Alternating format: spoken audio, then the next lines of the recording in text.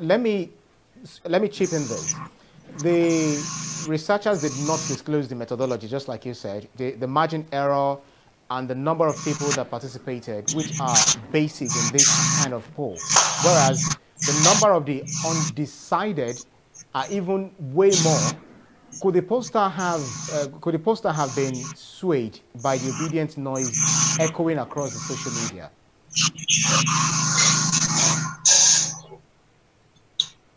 You see, I don't want to dismiss what these fellows have done, but I've lived in northern Nigeria where the bulk of the votes in our elections usually come from. And I'm saying that if this sampling was done electronically, then it cannot be said to be representative, because a preponderance of our people would have been left behind if this was electronically generated. If it was on social media, that if it is social media users that were used for this sampling, the sampling has to be representative. It has to be across board. You know, for it to be scientific, for it to be empirical, once you leave that out, there is no way that it can be representative. It can be representative of the people on social media. Yes, that is a fact. But we are saying that a lot of our people who come out on election day, older people usually vote a lot more than younger people in our country. And we are saying that a majority of the people who vote are not on social media.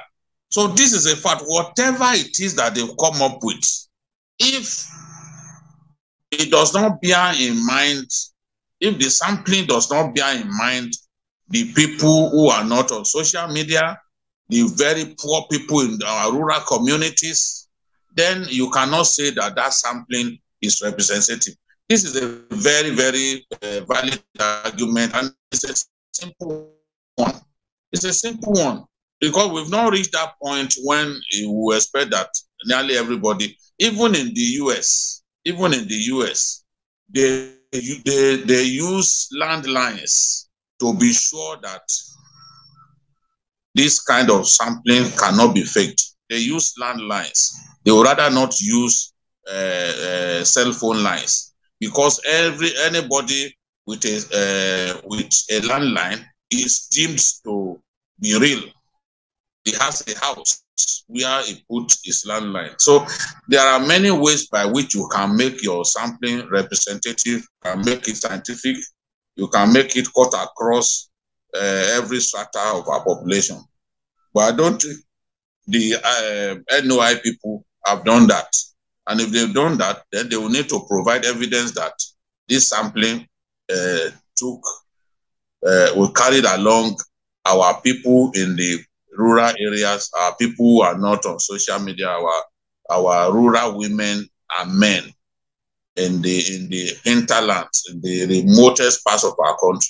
Once you can't do that, you've not done anything scientific. You've left a critical segment of the voting population behind, and whatever you come up with as a result